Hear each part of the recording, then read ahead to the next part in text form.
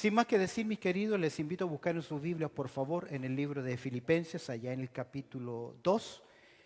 Hoy, cerrando este capítulo, vamos a considerar el cuarto ejemplo que el apóstol Pablo presenta a los hermanos de Filipo acerca de considerar a los demás como superiores a nosotros mismos.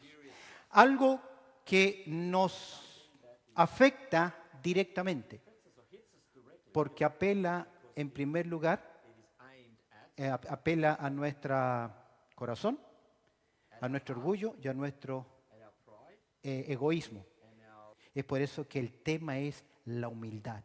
Y Pablo nos ha presentado varios ejemplos. Apeló primero a la humildad en los primeros 4 versículos. Desde el verso 5 al 11 presentó el ejemplo más grande de humildad. ¿Quién es? La persona de Cristo Jesús. Luego nos exhortó a esa vida práctica, presentándose Pablo como un ejemplo de liviación, y luego nos presentó a uno que consideraba un siervo fiel, que consideraba a los demás en importancia. Dice Pablo, él es como ningún otro, que todos buscan lo suyo propio, menos el ejemplo de Timoteo. Y hoy vamos a ver otro ejemplo, Epafrodito, el soldado fiel que gravemente se enfermó. Dice la palabra del Señor lo siguiente, ahí en el capítulo 2, mirando desde el verso 25. Mas tuve por necesario enviaros a Epafrodito, mi hermano y colaborador y compañero de milicias, vuestro mensajero y ministrador de nuestras necesidades. Porque tenía gran deseo de veros a todos vosotros y gravemente se angustió porque había oído que había enfermado. Pues en verdad estuvo enfermo a punto de morir, pero Dios ¿qué? Tuvo misericordia de él. Y no solamente de él, sino también de mí para que yo no tuviese tristeza sobre tristeza. Así que le envío con mayor solicitud, para que al verle de nuevo os gocéis y yo esté con menos tristeza. Recibidle pues en el Señor con todo gozo y tened en estima a los que son como Él. Porque por la obra de Cristo estuvo próximo a la muerte, exponiendo su vida para suplir lo que faltaba en vuestro servicio por mí.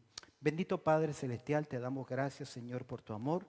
Y en esta hora que hemos abierto tu palabra, pido, Señor, que me des de gracia para compartirla y corazones y disposición de nuestras vidas para escuchar tu consejo. Oramos pues encomendando este tiempo en tus manos a través del precioso nombre de Cristo Jesús. Amén y amén.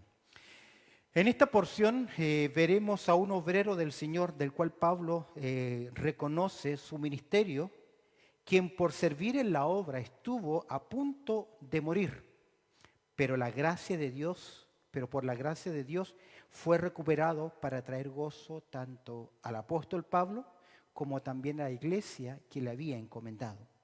De esto podemos aprender grandes lecciones sobre hombres y mujeres que dedican sus vidas para el servicio al Señor. Dicho sea de paso, todo creyente es un servidor.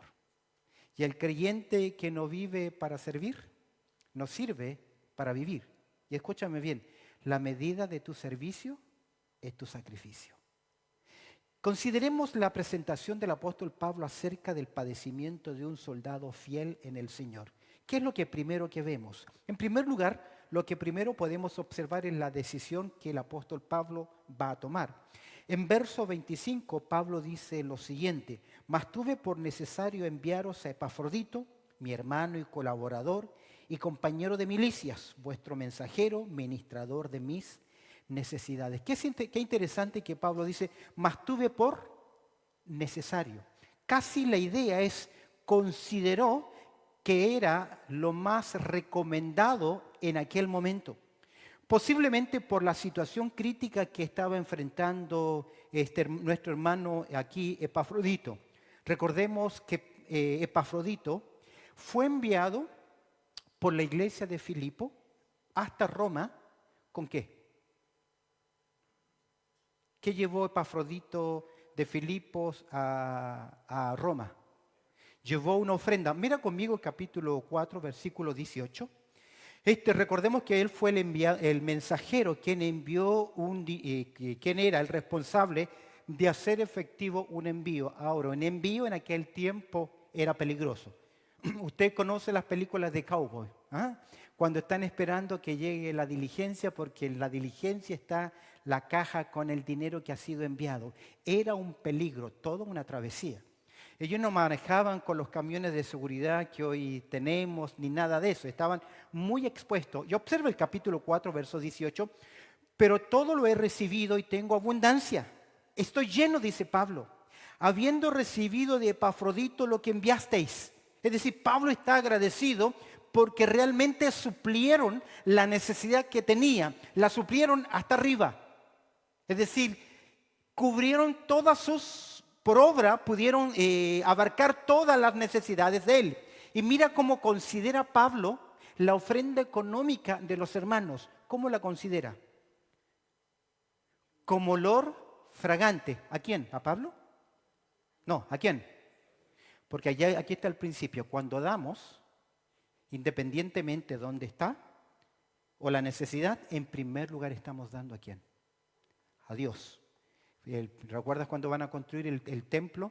David mandó a colaborar y David dice, ¿qué hemos de darte? Todo es tuyo y de lo recibido de tu mano te damos. La ofrenda en primer lugar es hacia Dios. Y para Dios es con la actitud correcta, con la generosidad correcta, es olor fragante. ¿Qué más? Sacrificio acepto, agradable a Dios. Ahora, volviendo al pensamiento, Epafrodito. Algunos creen que pudiese ser este Epafrodito la versión más larga del término Epafras. No se sabe. Pero el término Epafrodito para el apóstol Pablo es una persona importante, pero solamente mencionado en este libro, en 2 partes y nada más. No sabemos mucho más acerca de él. Según algunos comentaristas, Epafrodito significa amable, atrayente, encantador. El comentarista MacArthur dice en su comentario que es posible que el nombre Epafrodito sea un nombre completamente gentil y de trasfondo pagano, que significa perteneciente a o bajo el afecto de Afrodita. Afrodita era la diosa griega del amor, que en los romanos le llamaban Venus. Qué interesante en esta porción. Vemos acá, Pablo consideró que era necesario, tal vez por la recuperación psicológica o emocional de Epafrodito, por la preocupación de la congregación, a pesar de que Pablo lo necesita, decide urgentemente mandarlo de regreso. Y aquí hay algo interesante. Pablo es un hebreo de hebreo, él es un judío. Timoteo, que está con él, Timoteo es mitad judío y mitad ¿qué? Gentil, pero Epafrodito es 100% gentil. Logra ver la variedad, la diversidad de siervos en la obra del Señor. ¿Logra ver la gracia del Señor? Porque tal vez usted en el pasado, sin Cristo, militó en un partido, sea de izquierda, de centro, de derecha o de atrás, lo que sea. Pero ahora en Cristo, usted puede sentarse uno de izquierda y uno de derecha, porque ahora somos ¿qué? Uno en Cristo Jesús. Y es ese amor lo que debe prevalecer. Ahora, no simplemente podemos observar acá en esta porción hablando sobre los siervos, sobre Epafrodito, el soldado fiel. También podemos observar en segundo lugar, no simplemente la decisión de Pablo, necesitaba enviarlo. ¿Por qué? Por el cuidado emocional, espiritual de los hermanos. En segundo lugar, Pablo, a pesar de que sabemos poco de este hombre, de Epafrodito, Pablo va a mencionar algunas características interesantes acerca de él. Le va a llamar hermano, le va a llamar colaborador, ministro, compañero y también mensajero. Observa en segundo lugar la descripción de Epafrodito. Lo primero que Pablo dice acerca de él es ¿qué es? ¿Qué cosa? Mi hermano. ¿Sabes que el término derivado del griego significa del mismo vientre o casi saliendo del mismo ombligo? Figuradamente, ¿qué es? Un creyente, un hermano en la fe. Cuidado, no digas a todos hermanos, porque no todos ¿qué? Son hermanos, a no ser que usted lo mire en forma cultural, hermanos latinoamericanos o mis hermanos de mi país. Pero en la fe, no llames a alguien hermano si él aún no ha conocido ¿a quién? A Cristo como su Salvador personal. ¿Cómo ser un hijo de Dios? Mas a todos los que le recibieron y a los que creen en su nombre les dio potestad de ser hechos hijos de Dios. Al reconocer a Cristo como nuestro Salvador, como nuestro Señor en nuestras vidas, inmediatamente formamos parte de la familia de Dios. Juan lo dice, sí, mirad cuán amor nos ha dado el Padre, que nos ha llamado o nos ha hecho hijos de Dios. Ahora, en esa familia es porque tenemos una común fe y una común salvación. ¿Cómo le llama Pablo a Timoteo, a Epafrodito? ¿Cómo le llama? En primer lugar, mi hermano. En segundo lugar, y colaborador. Presta atención. Aquel que trabaja junto en la misma tarea. Aquel que está al lado, codo a codo, trabajando juntos en la misma tarea. ¿Usted ha tomado alguna vez algo pesado con alguien más? ¿Con 2 o 3 más? ¿Qué pasa si cuando toma algo pesado el otro que está allá no levanta al mismo tiempo? Imagínate si es un cajón de un finado, se nos da vuelta. Bueno, mala la ilustración, pero qué importante que es si vamos a levantar algo pesado, hacerlo ¿qué? Al mismo tiempo, en conjunto. Esa es la idea. Estaban unidos en la fe y en la colaboración de la obra de Dios, la extensión del reino de Dios. Ahora, la obra de Dios siempre necesita colaboradores que sean ¿qué? Fieles. ¿Qué significa fieles? Que sean fieles. Colaboradores fieles. ¿Qué significa eso? Porque a veces preguntamos, ¿qué es fidelidad? ¿Qué es ser fiel?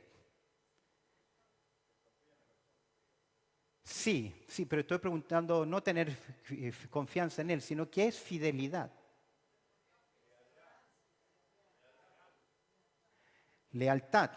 Persona leal, sí, pero fidelidad es alguien que cumple lo que promete, que cumple con su responsabilidad, que hace lo que le han encomendado.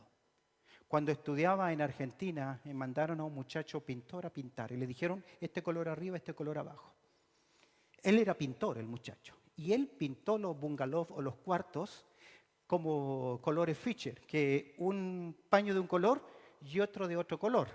Quedaron preciosos, llamativos, y lo hizo el trabajo porque era un buen trabajador pintor. Pero cuando vino a reportarse, le dijeron muchas gracias, pero ya no vas a seguir en esta área. ¿Por qué? Porque no fue fiel. ¿Qué fue lo que se le dijo? Este color así y este otro color arriba. Eso es fidelidad, que cumple lo que promete. Y aquí encontramos que en la obra del Señor no solamente necesitamos obreros, porque a veces llegan obreros para hacer lo que ellos quieren hacer. ¿Se ha fijado? Yo quiero servir, pero a mi manera, de mi forma, y si no me dejan que lo haga como yo quiero, ¿qué? No lo hago. Eso no es, ¿qué? Fidelidad al Señor. Es por eso que el Señor nos enseña en Mateo capítulo 9, verso 37, a la verdad, la mies es mucha y faltan, ¿qué? Obreros. ¿Cómo era este personaje? ¿Cómo era Epafrodito? En primer lugar es un hermano. En segundo lugar es un colaborador. Ahora, no solamente es un colaborador. ¿Alguien le está sonando el movible? No solamente es un colaborador, sino que en segundo lugar es un compañero de milicia, es un militante. Describe a alguien que está cuerpo a cuerpo, junto a otros en la trinchera para luchar en contra del enemigo. Mire qué interesante. Los hermanos deben ser fieles y deben ser fieles guardando su lugar en la lucha. Cuando un soldado abandona su lugar, ¿qué se produce ahí? Una baja, se produce una pérdida. Describe a alguien que combate cuerpo a cuerpo en la lucha. Es un soldado junto con el apóstol Pablo. Están en el mismo nivel de lucha. Son iguales, son soldados los dos. Porque uno solo es el jefe principal en el ejército del Señor. ¿Quién es? La persona de Cristo Jesús. Por lo demás, todos los demás somos ¿qué? Completamente iguales. Ahora, la obra no siempre será, como se dice el dicho, de color de rosas, sino que las rosas también tienen ¿qué? Espinas. Y en la vida, parte del paisaje también son las nubes oscuras, los momentos tristes como el día de hoy. En el ministerio no todo siempre triunfo, triunfo, triunfo. Debemos aprender a vivir. Les invito a leer 2 Corintios. Son las penas y las glorias en el ministerio. Epafrodito estaba dispuesto a pagar el precio del servicio y el sacrificio por otros. En cierta forma, todo creyente debe pagar el precio de ser un discípulo de Cristo. Recuerda las palabras del Señor en Mateo 10:38. El que no toma su cruz y sigue en pos de mí, ¿qué? No es digno de mí. A veces decimos, Señor, yo soy tu discípulo, te sigo, pero no estamos dispuestos ¿a qué? A pagar el precio. ¿Cómo es este personaje? ¿Es un hermano? ¿Es un colaborador? ¿Es un compañero? ¿Qué más? Vuestro mensajero. ¿Lo notas ahí? Vuestro mensajero. Es interesante que esa palabra mensajero, traducido a nosotros, es la palabra apóstol o apóstolos. Él es un apóstol porque ha sido enviado de la iglesia. No es el oficio apostólico, que es diferente. Él tiene el ministerio apostólico y de hecho la palabra apóstol aparece varias veces, 82 veces aparece en el Nuevo Testamento, de las cuales 4 veces se traduce por ser enviado o mensajero, que describe a alguien que tiene una misión específica. ¿Por qué se dice que Epafrodito es un apóstol? Porque la iglesia en Filipo recaudó una ofrenda y él se dispuso y la iglesia lo envió. ¿Recibió qué cosa? Una misión, una encomendación. Él es un apóstol. En Gálatas capítulo 4, verso 4 dice que Dios envió. Y esa palabra es apóstolos. Dios envió a Jesús con una misión. ¿Cuál es la misión? Ser el redentor de nuestras almas. Así, Epafrodito tiene una misión. Les aclaro algo. Hay una diferencia entre el ministerio apostólico y el oficio apostólico. El oficio apostólico fueron algunos hombres y tuvieron credenciales para evidenciar que ellos eran apóstoles. Ellos eran los que hacían señales, prodigios y milagros. Si alguno lee Marcos capítulo 16, verso 15, y estas señales seguirán, se refiere única y exclusivamente a los apóstoles y no a todos los creyentes. Si fuese a todos los creyentes, todos debiesen ejercitar las 5 señales. Y históricamente solo han hecho algunas, hablar en lenguas y querer echar fuera demonios. Algunos loquitos utilizaban en sus cultos serpientes y metían las manos para que no les mordiesen. Y unos cuantos perdieron la vida, porque no eran señales para todos. Era evidente solo a quienes, a los apóstoles. Pero diciendo esto, escúchame bien. La palabra apóstolos, apóstol, nos llega a nosotros, al castellano, a través del latín. Y la palabra latina para apóstol es misio. Y en español es misionero. Usted y yo somos misioneros. Yo soy un convencido de esto, que Dios lo trajo a usted acá para ser un misionero. Algunos de ustedes conocieron a Cristo en este lugar. Otros ya eran creyentes y la razón por la cual Dios nos mantiene en vida es porque somos sus misioneros y no necesitamos que se nos encomiende la misión. Porque la misión todos nosotros que ya la tenemos. No todos somos evangelistas con el don, pero sí todos somos evangelistas en función. Debemos ¿qué? Hacerlo. Esta palabrita es interesante. Ahora, debemos hacer la distinción, como hemos dicho, entre oficio y ministerio. ¿Qué dice Pablo acerca de él, para ya no detenerme tanto? ¿Es un hermano? ¿Qué más?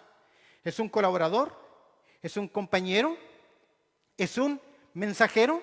Y en último lugar, es un ministrador de mis necesidades. El término ministrador, ministrar acá, es el término del cual nosotros derivamos liturgia. ¿Qué es la liturgia? Es la forma como se conduce un servicio, una adoración. Hay iglesias como iglesias presbiterianas, iglesias anglicanas, que todo lo que el ministro va a decir está escrito. Esa es su liturgia. La liturgia es que nosotros hacemos una bienvenida, decimos que apaguen los celulares, luego hay una lectura bíblica, luego hay un cántico, el saludo pastoral, luego hay 2 o 3 cánticos, la predicación. Esa es nuestra estructura, nuestra liturgia. Su participación en la liturgia es acatar las órdenes del que está al frente. El que está al frente ejerce autoridad. está ejerciendo un liderazgo, ejerce autoridad sobre la congregación. Si el hermano dice pónganse de pie, nos ponemos de pie. Si nos dice vamos a orar, ¿por qué? Porque es parte de la liturgia. Ahora, este hermano Epafrodito, su servicio, lo que él hizo, llevando dinero, es un servicio religioso. Es un servicio de adoración. ¿Cómo consideró Pablo la ofrenda de los hermanos de Filipo? ¿Recuerdas? Como olor fragante, sacrificio acepto, agradable a Dios. ¿Notas el servicio, la adoración? Esto nos hace ver que la ofrenda tiene que ver con el culto, como sacrificio y apoyo directo a la obra de Dios. Epafrodito fue el medio por el cual la iglesia suplió, dice el apóstol Pablo, ministro de qué cosa? De mis necesidades. La palabra necesidades es el término escasez. Lo que al apóstol Pablo le hacía falta, la iglesia en forma práctica, ¿qué hizo? Suplió esa necesidad. Y corresponde a un principio enseñado por el apóstol Pablo. Observa Gálatas capítulo 6, versículo 6. Gálatas capítulo 6, versículo 6. Mira lo que él dice. El que es enseñado, es decir, el que recibe la enseñanza, el que es enseñado en la palabra. ¿Quién es el que es enseñado en la palabra? El discípulo. El alumno. ¿Qué dice el texto? ¿Cuál es el mandato? Haga partícipe de toda cosa buena. ¿A quién? Al que lo instruye. ¿Cuál es el principio?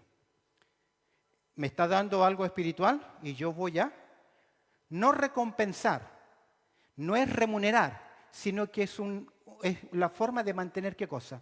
Un equilibrio. En forma retórica, Pablo observa lo que dice en 1 Corintios 9:11. Pablo está defendiendo en el capítulo 9 de 1 Corintios su ministerio como un apóstol, porque en Corinto se cuestionaba su ministerio y que él tenía motivaciones de querer sacar beneficios económicos. Pablo, ¿sabes lo que hizo siempre? Él trabajó en tiendas para que nadie lo acusase de qué. En la fundación de una iglesia, pero sí recibía ayuda económica de otras iglesias. Mira lo que dice: si nosotros sembramos entre vosotros lo espiritual, es gran cosa si segáramos de vosotros ¿qué? Lo material. ¿Cuál es el principio? Apoyar en forma económica la obra. Creo que es de vital importancia, tengo esta frase ahí, creo que es de vital importancia el apoyar la obra misionera de forma ¿qué? Práctica. Porque podemos hacerlo de forma teórica. Estamos orando por ustedes para que Dios supla sus necesidades. Lo podemos hacer. Amén. ¿Debemos hacerlo? No se me duerman. ¿Debemos hacerlos? Sí, pero debemos hacerlo de forma práctica. Creo que es de vital importancia apoyar la obra misionera de forma práctica. El Nuevo Testamento utiliza la expresión encaminar. Encamínenlo. Cuando yo llegue, encamínenme. Y la idea de encaminar no es ir al lado de él. El término encaminar significa suplir, como dice Vine, el comentarista, dice que significa proveer lo necesario para el viaje.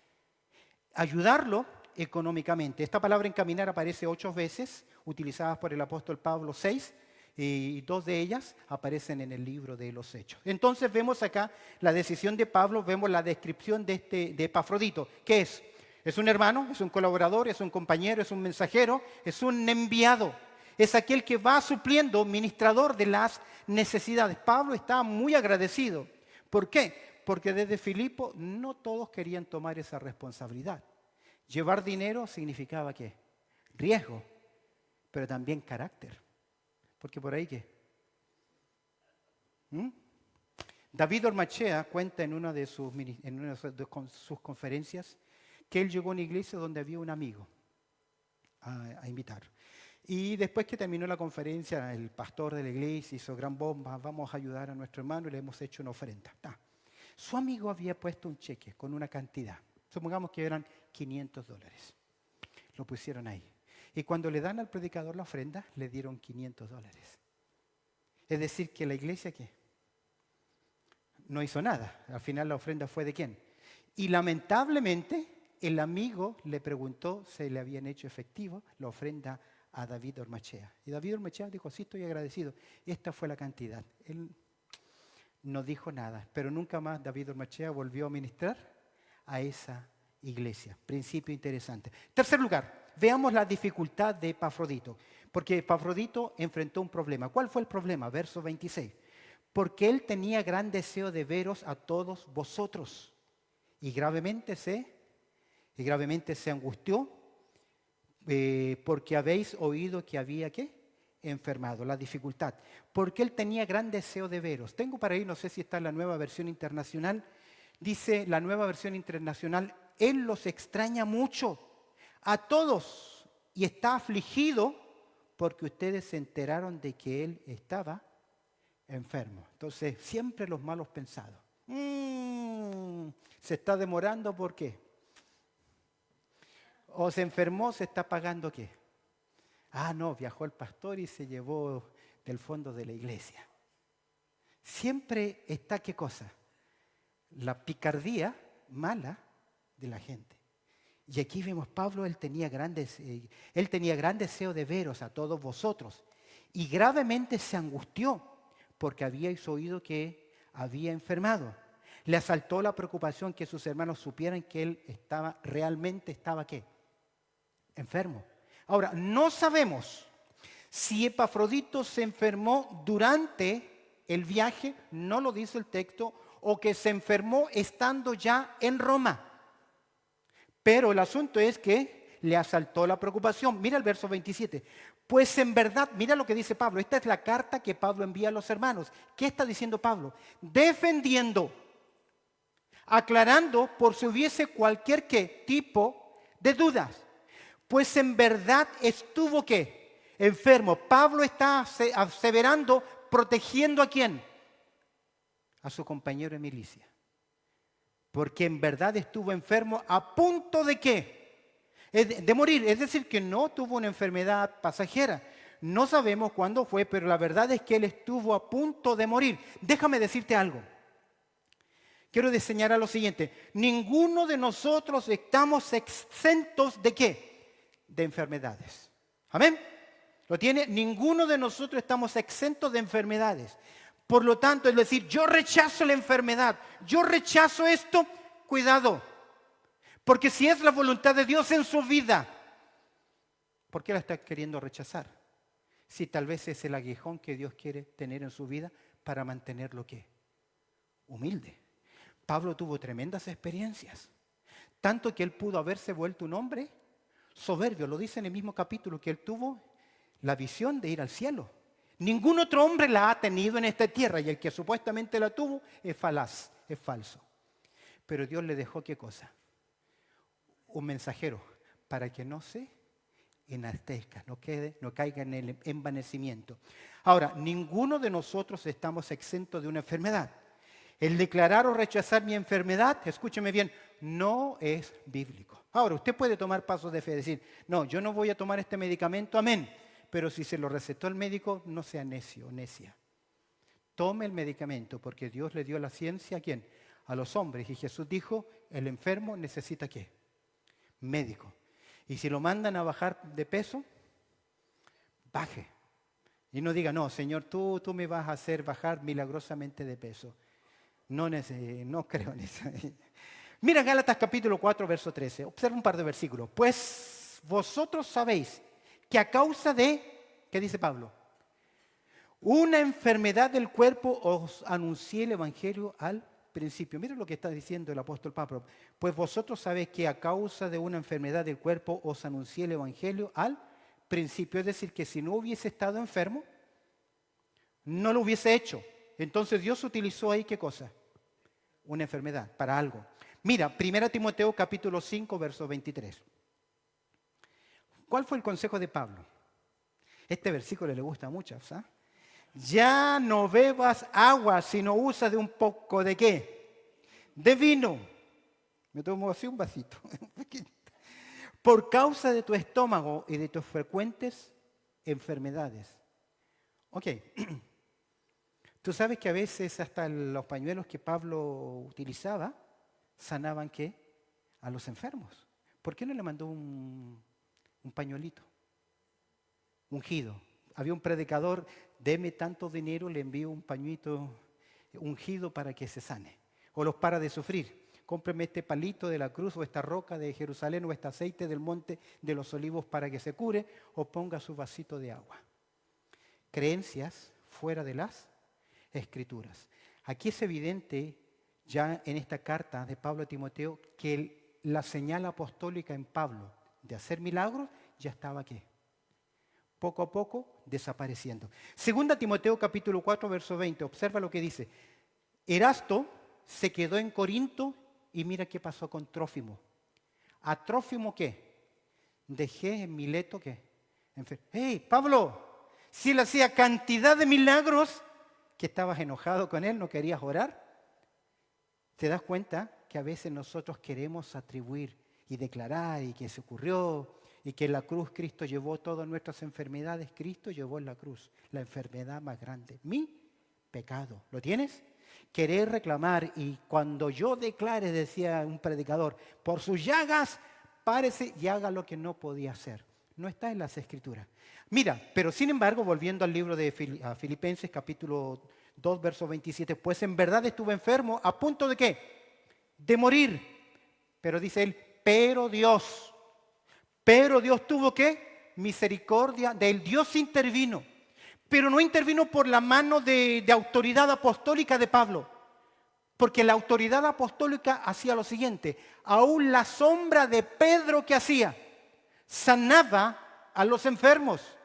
Pero Pablo no pudo sanar, en este caso, Epafrodito. ¿Por qué? Porque los milagros ocurrieron por propósito, no por capricho y deseo del predicador o del apóstol. Siempre tuvieron una finalidad. Y aquí me parece algo interesante. Se apeló, no, Señor, declaro que sea sano, sino que se apeló ¿a qué? Míralo, a la misericordia de Dios. Si hay un hermano, si hay una hermana, si hay alguien enfermo, oramos por él. Amén. Pedimos que Dios haga su obra. Amén. Pedimos que Dios haga un milagro. Amén. Pero apelamos ¿a qué? Dios obró en el cuerpo de nuestro hermano Cristian. Amén. Y en algunos enfermos. Nosotros oramos por él, pero ninguno de nosotros dijo, te declaro que estás sano, no te hagas el tratamiento. ¿Hubiese sido qué? Una torpeza nuestra. Ahora, debo señalar lo siguiente. Frente a cualquier situación de salud, debemos recurrir inmediatamente a Dios, apelando ¿a qué? A su misericordia. Eso haría un creyente sabio. No podemos apelar a ninguna otra razón. Señor, mírame, soy el sustento de mi hogar. Sáname, porque es una buena apelación. Pero no apelamos a que ¿quién soy yo? ¿Apelamos a quién? A la misericordia de Dios. Tú sabes que si no puedo trabajar no vamos a comer. Y es meritorio. Y es necesario. Pero a veces Dios en su soberanía utiliza estas circunstancias. El comentarista Hendrickson dice lo siguiente. Creo que tengo una cita. En segundo lugar, el Dios, cité eso. Frente a cualquier situación de salud debemos recurrir siempre a ¿qué cosa? A la misericordia de Dios. El don de las señales era para dar sencillamente ¿qué? Autoridad al mensajero. No ir sanando caprichosamente a quien yo quiero. Siempre obedeció un propósito. Hendrickson dice lo siguiente. ¿Por qué no impidió Pablo esa enfermedad por medio de algún milagro o de alguna oración, o al menos sanó a Epafrodito antes de que las cosas adquirieran características de mucha gravedad? ¿Por qué no lo hizo? Pablo no ejerció el don de sanidad. Es posible que ya estaba el don llegando ¿a qué? A su fin. Recordemos que el don de señales era para dar autoridad al mensajero y no como una... y funcionaba como una señal. Cito lo que dice John MacArthur. MacArthur dice lo siguiente, quizás porque el periodo, ¿por qué no sanó a Epafrodito? Quizás por el periodo de señales apostólicos milagrosas casi había llegado a su fin. Recuerda que Pablo dejó enfermo a Trófimo, ¿en dónde? En Mileto. Bob Adley dice lo siguiente, un buen comentarista, él dice lo siguiente, los predicadores modernos que afirman que Dios desea que todos sean sanados, realmente creen que el apóstol Pablo no tuvo suficiente fe en esta ocasión. La fe no es la fe no es la clave para la curación divina, sino la voluntad de Dios y su plan para los que son sanados. Apelamos entonces ¿a qué? a la misericordia de Dios. Ahora, Dios tuvo misericordia, dice el apóstol Pablo, y no solamente de él, sino también de mí, para que yo no tuviese tristeza sobre tristeza. Pablo estaba privado de su libertad. Viene el hermano con una ofrenda con todo amor y llega ¿qué? Enfermo. Pablo no es médico y ya no tiene esa capacidad ¿qué? De sanarle como antes. Entonces, ¿qué se produjo en el corazón de Pablo? También tristeza, pero Dios tuvo misericordia ¿de quién? De Epafrodito y también del corazón de Pablo. Ahora, el milagro de Dios no solo confortó la salud de Epafrodito, sino animó al apóstol Pablo y fue liberado de su preocupación y al mismo tiempo sería un consuelo para la iglesia que lo amaba. No sé cómo se siente usted cuando alguien de nuestra congregación está enfermo o sufre una crisis. ¿Cómo debemos sentirnos? Si una parte del cuerpo se duele, ¿qué? Todo se duele. Y el día jueves vine acá y queriendo arreglar algo, aprieto algo y sentí un pinchazo. Pensé que me había enterrado una astilla metálica, pero cuando me voy viendo fue una avispa que me picó y me dolió. No estaba Claudia, pero ya quería llorar. Así que me dolió y me dejó todo ese día con la mano mala. Cuando un cuerpo se duele, le pasa algo, todos debieran afectarse. Ahora, y no solamente de él, sino que también de mí, para que no tuviese tristeza sobre tristeza. Por último, debo señalar lo siguiente. Cuando Dios no obra el milagro, Señor, sáname. Y podemos apelar a muchas razones, pero realmente debemos apelar ¿a qué? A la misericordia de Dios. Si Dios no hace el milagro, Dios nos da su gracia para vivir con esa enfermedad o con esa limitación. ¿Lo tiene? Y en esa obra soberana, Dios a veces permite ¿qué? La medicina, el médico. Tengo problemas, ya no puedo caminar, necesita una silla de ruedas. Usted debe aprender ¿a qué? Aceptar ¿qué cosa? Su situación. Y ser ¿qué cosa? Agradecido. Porque cuando no aceptamos nuestras enfermedades, que se llaman enfermedades ya de forma permanente, crónicas en nosotros, no podemos estar luchando todos los días. No, hoy día voy a amanecer sano, mañana voy a amanecer sano. Hay gente que vive esperando el milagro que nunca ocurrió. Por lo tanto, nunca fueron felices. Nunca fueron ¿qué? Agradecidos. Y si yo no soy feliz ni agradecido, nunca voy a poder disfrutar ¿de qué? De la gracia del Señor. Porque ¿qué le dijo Dios al apóstol Pablo? Bástate, pero en 2 Corintios 12:9, bástate de mi gracia, porque mi poder se perfecciona ¿en qué? En la debilidad. Fuera de esto, cualquier otra razón está en contra de la palabra de Dios. Hemos visto entonces la decisión de Pablo de enviar a Epafrodito. Era necesario. Hemos visto cómo Pablo describe a su hermano, compañero, colaborador, ministrador, servidor, fiel ministro. Vimos también la dificultad que Epafrodito enfrentó a punto de morir. Pero no murió porque Dios intervino en gracia y lo hizo basado ¿en qué? En su misericordia. Finalmente, en cuarto lugar, vemos el despacho de Epafrodito. Pablo decide hacer algo. Se lo envía de regreso. Mira el verso 28. Así que le envío con mayor ¿qué? Solicitud. Pablo lo necesitaba. Porque ¿qué ha dicho Pablo de él? Es mi ministrador, es mi compañero, es mi colaborador. Trabaja conmigo mano a mano, es un fiel servidor. Es decir, está sirviendo junto al apóstol Pablo, pero a pesar de eso, ¿qué decide Pablo? Despacha a Epafrodito, lo envía. Pablo tomó esa decisión de enviar de regreso a su fiel hermano, colaborador y compañero de milicia. Pablo estaba pensando en la preocupación de Epafrodito y pensando en la iglesia de Filipo. ¿Recuerdas cómo comenzó el apóstol Pablo? No cada uno piense en lo suyo propio, sino también en lo de los demás. Cuando usted solamente piensa para usted, usted trabaja con un asadón. ¿El asadón hacia dónde trabaja? Solo hacia adentro. Es la única forma que funciona. Debemos trabajar con una pala. La pala siempre es hacia afuera. Mire usted su vida, cómo trabaja. Dele un codazo al que está al lado para que se despierte. Dele un codazo. Despiértense los que están durmiendo. Levántate de entre los muertos.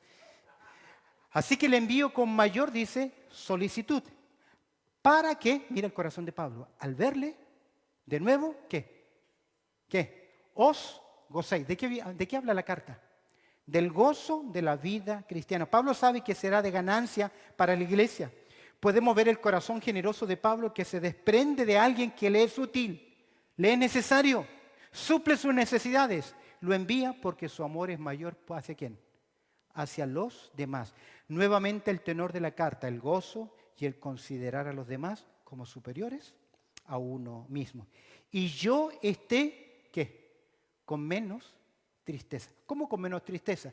Porque Pablo, oyendo que los hermanos han recibido a Epafrodito y están contentos de verle y se quitaron todas las preocupaciones, Pablo estaría gozoso de que sus hermanos también estuviesen, ¿qué? Gozosos. ¿Amén? Ahora, es peligroso cuando usted se pone triste cuando alguien es prosperado. Esa es una señal de un problema, ¿qué? Espiritual grande en su corazón. En último lugar, la dignidad del siervo, de los siervos fieles. Observa, aquí vas a ver dos mandatos, dos imperativos, dos mandamientos del apóstol Pablo. Dice el verso 29. Primer mandato, ¿cuál es? Recibid pues en el Señor con todo gozo. Y en segundo lugar, tened en estima ¿a quién? ¿A Él? A los que son como Él. La dignidad de los siervos fieles. Recibidle pues en el Señor con todo gozo. Pablo concluye este capítulo con una exhortación práctica a la iglesia de Filipos para que considere que los líderes como Epafrodito son cristianos dignos de honor e imitación y también de cuidado. Debían darle la bienvenida ¿con qué? Con una actitud de gozo. Fuera todo tipo de rencor, todo sentimiento, en el camino metiste la mano a la bolsa. Todo ese tipo de sentimientos, los hermanos de Filipos debían ¿qué? Quitarlos de su mente. Por eso Pablo les va a enseñar en el capítulo 4 el honesto, lo juro, lo puro, si hay algo de buen nombre, si hay virtud alguna, ¿qué? En esto pensar. Si usted quiere reprender a alguien, repréndase a sí mismo, no al diablo. Reprenda su mala forma de pensar, su forma carnal, su forma envidiosa, su forma celosa, sus murmuraciones. Eso reprenda, quítelo de su mente. Debían darle la bienvenida gozoso. Pablo está eliminando cualquier sospecha de incumplimiento infiel en su encomendación, en el transporte de esa ayuda económica. Escúcheme bien, creo que frente a las falsas acusaciones ustedes deben ser un buen defensor de los siervos de Dios. ¿Lo repito? Creo que frente a las falsas acusaciones ustedes deben ser un buen defensor de los siervos de Dios. No le preste oído a cosas que no son ciertas. No las reciba, no las transmita, porque no está cumpliendo el mandato de honrar con dignidad a los siervos del Señor. Y mira el mandato, segunda parte, ¿qué dice? Y tened, ¿qué? En estima a los que son como el tened. Es un mandato, es mi deber. Es tener una actitud de reconocimiento honroso. Esto no significa que estamos elevando a alguien por sobre los demás, sino que sencillamente tenemos una cuota de agradecimiento. ¿Por qué digo esto? Porque nadie es mayor que los demás. Líderes, ancianos, pastores, aun diáconos, servidores que están al frente no son más que los demás. Somos todos iguales ante los ojos de Dios. Pero sí, a veces nosotros debemos reconocer la autoridad recibida de parte de Dios en ellos. No son autoridad porque ellos mandan, son autoridad porque Dios los ha puesto en alguna función específica dentro de la obra del Señor. Por lo general en la obra uno oye mayormente críticas y denuncias y cuestionamientos y pocas veces la palabra tan sencilla, gracias. No sé, Pastor Néstor lo conoce por años de ministerio. Son más demandas, más quejas, más críticas. ¿Y por qué no lo dice así? Usted no es lo que es. Por lo general, y pocas veces se escucha decir, hermanos, gracias. De hecho, Pablo, escúchame bien, hablando sobre la dignidad de los siervos. De hecho, Pablo exhortó acerca de los líderes lo siguiente. Míralo conmigo en 1 Timoteo 5:17. Permíteme terminar rápidamente, ya se me fue el tiempo. Los ancianos que gobiernan bien. ¿Quiénes son los ancianos? Los líderes de una iglesia. Los ancianos que gobiernan bien sean tenidos por dignos ¿de qué? De doble honor. Mayormente, ¿quiénes? Los que trabajan en predicar y enseñar. La expresión honor, dice el comentarista Bain, significa doble paga o sueldo. Me gustó el texto. Está bueno. Es interesante. ¿Por qué este reconocimiento? ¿Te has preguntado alguna vez por qué doble honor? Mayormente, ¿quiénes? ¿Los que enseñan? ¿Por qué? Pero si tienen la Biblia, todos tienen la Biblia. Lo que pasa es que para enseñar necesitamos la Biblia y necesitamos ¿qué? Un montón de otros recursos. Que la gran mayoría de los hermanos ni gratis quieren los libros. Pero el ministro, el que enseña, debe quemar sus ojos. Creo que tiene que ver por la inversión de tiempo, por la inversión de búsqueda de información. Mira el verso 30, porque, volviendo a Filipenses, porque por la obra de Cristo, hablando de Epafrodito, estuvo próximo a la muerte. Estuvo próximo a la muerte. Porque estuvo, dice la versión de las Américas, porque estuvo al borde de la muerte por la obra de Cristo, exponiendo su vida. ¿Sabes que el término exponer su vida significa jugarse la vida? Era un término que se utilizaba cuando alguien iba a las apuestas, que apostaba el todo por el todo. Mejor traducido era, estaba dispuesto a ir a visitar al enfermo infeccioso, porque corría el peligro ¿de qué? De infectarse. Esa es la expresión que se da a este hombre, que estuvo dispuesto a pagar el precio, a sufrir, para suplir lo que faltaba en vuestro servicio por mí. Es decir, que él se encaminó directamente a la muerte o caminó por el borde del precipicio corriendo peligro, pero lo hizo porque estaba dispuesto a pagar el precio del sacrificio y del servicio. Pero os faltaba, los hermanos tenían el deseo de enviar. El capítulo 4, verso 10 dice, os faltaba la oportunidad, porque nadie quería ir con dinero. ¿Porque era qué? Peligroso. Termino con 1 Tesalonicenses 5:12, porque Pablo menciona todo esto para dar dignidad y reconocer a este siervo. Mira lo que él dice en 1 Tesalonicenses 5:12.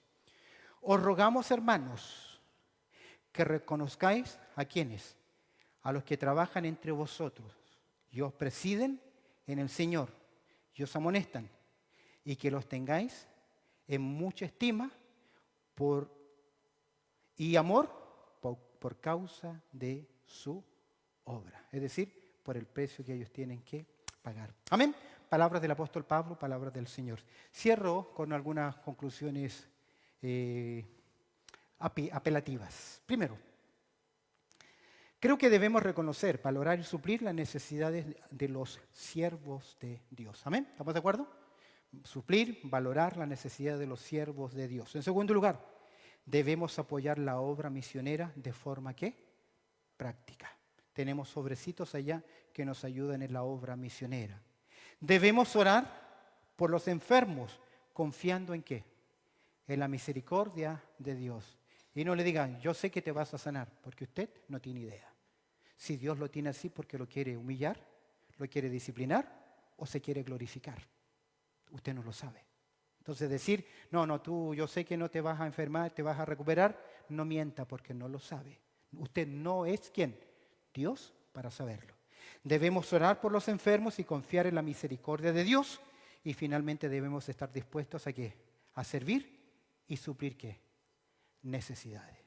¿Te muestro una necesidad práctica en el día de hoy? No es para que se meta su mano al bolsillo, no se preocupe, no se preocupe. Acérquese hoy a un hermano o una hermana y dígale, hermano, quiero orar por ti esta semana. Dame la dirección por la cual orar.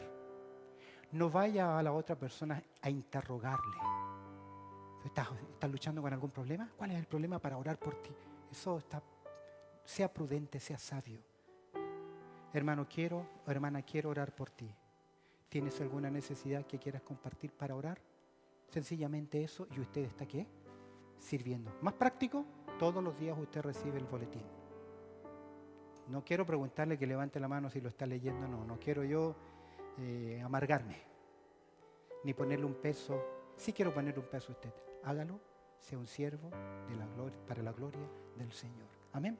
Bendito Padre Celestial, te damos gracias por tu amor y también por tu cuidado, por lo bueno que tú eres y la oportunidad que nos concedes de estudiar tu palabra. Te agradezco, Señor, que tú añadas tu aplicación a lo que hemos considerado en el día de hoy. Y te agradezco por tu pueblo en disposición. En Cristo Jesús oramos. Amén y amén.